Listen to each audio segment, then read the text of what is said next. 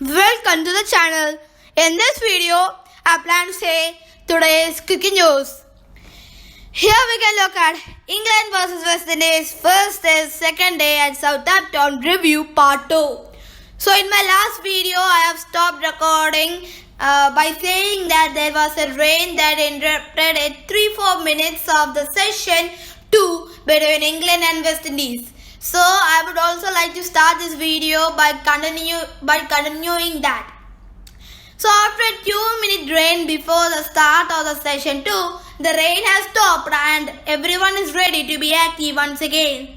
So rewinding the clock, England were 106 for 5 with the captain Stokes and Butler in the crease.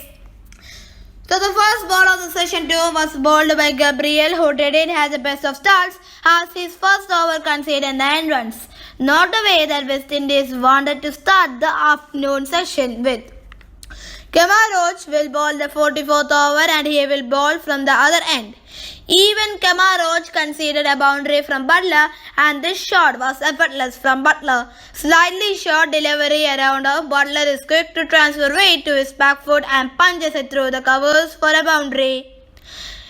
Then Shannon Gabriel to bowl the 47th over. It was a tidy over from Gabriel, giving just 0 runs in the first 5 deliveries. I actually thought that it would be a maiden over, but then Butler flicked the last ball of the over for 2. Now Roach will bowl the 48th over, which conceded 3 runs, a single by Stokes and a double by Butler. Well, England are trying their maximum with the skipper and Butler in crease. The Shannon Gabriel to bowl the 49th over and the very first ball a boundary. It seems that Butler is definitely looking in a good touch. Full outside off and Butler drives it and lofts it through the boundary. The third ball of Gabriel over is a dot ball that Butler defends it. The fourth ball was also blocked by Butler, but the fifth ball was a full toss, so Butler hammered it through the covers. Post up for Gabriel and for West Indies as well. The sixth ball is a defense made by Butler, so they end at the 49th over, 11 runs coming from that over, a very good partnership for England at a right and important time, as the current partnership is 60 of 102 deliveries. Very good. Now to bowl the 50th over, Roach to bowl. But even Roach cannot match the timing of Stokes as he comes down the track and drives the ball to the boundary.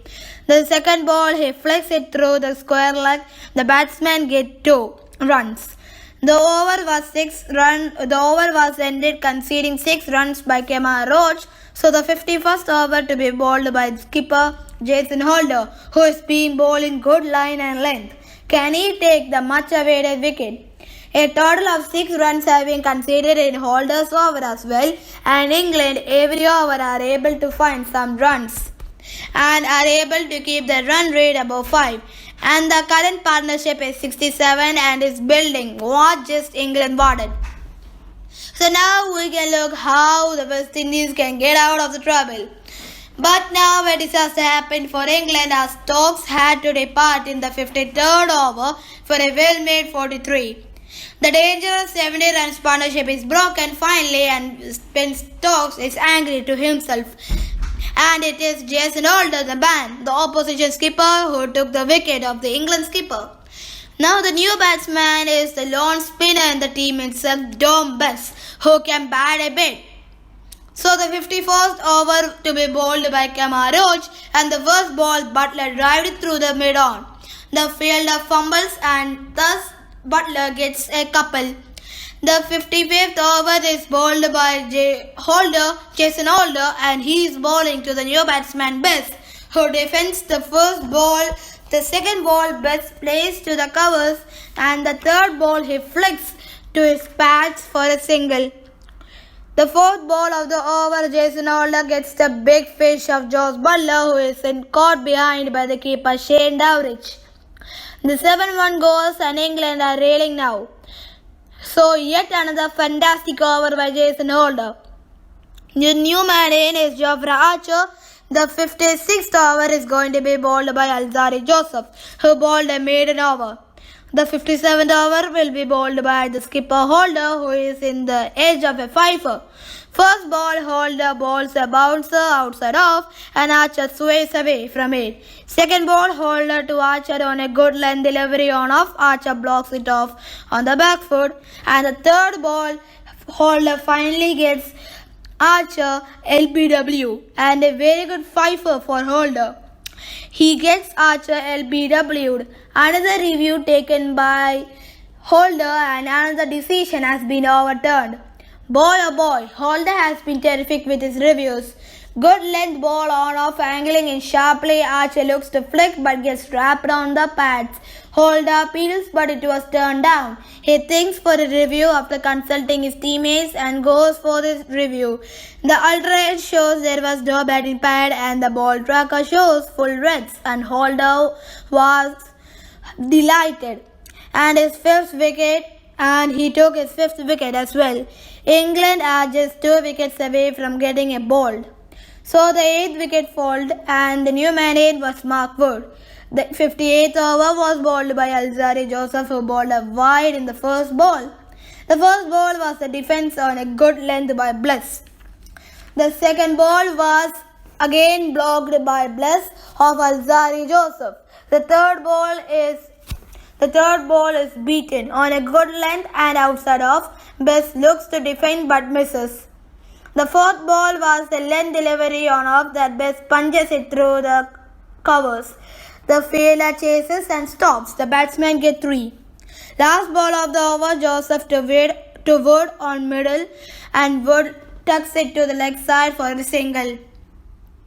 So at the end, England reached 210 and was bowled. Because you know why? How England reached about 200? Because of the fighting innings from Tom Buss, 33 runs not out. And James Anderson's quite valuable 10 runs as well. And somehow England reached, scattering their way to 210 bowled out. If you're looking at the West Indian bowlers, they are very good. They planned their plans and executed very well. So look, now tea has been called after England were bowled, and in the second part, West Indies was coming to bat. So West Indies, if you look in my previous video, in the preview of England versus West Indies, I had told that West Indies lacked solidity in their top order.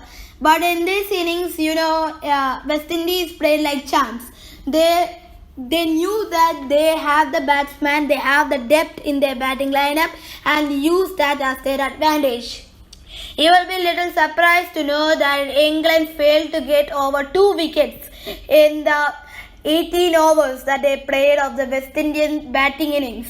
And look, at the end of the day 2 session, we saw that West Indies played very nicely and scored 57 for the loss of 1 wicket in 18 overs. But again, when the game was just about to end and had another 2-3 overs to be played, the umpires called the day off because of bad light. This time it was not the rain. But you see, we finally get to see a lot more cricketing action than the day 1. But if you see, at the end of day 2, suddenly the light was not that much matured, and the umpires were forced to go back to the pavilion. After 30 minutes, they make the decision to stumps, and the day 2 session was ended. So here if you see that West Indies had totally the upper hand. 57 runs for the loss of just 1 wicket, and they just trailed by 147 runs. On day 3, which is on Friday, they will look to finish the trail and lead comfortably by above the 3-mark figure. So if you're looking at the England bowling attack, they need to mature more as West Indies did. They should prevent the West Indies from getting free runs. So that's the only way that England could just restrict West Indies to below 250 total. So thank you for watching my channel. Kindly like, subscribe and comment. And for more such notifications of the world cricket, kindly subscribe channel. And also kindly like, share and comment the video. Thank you.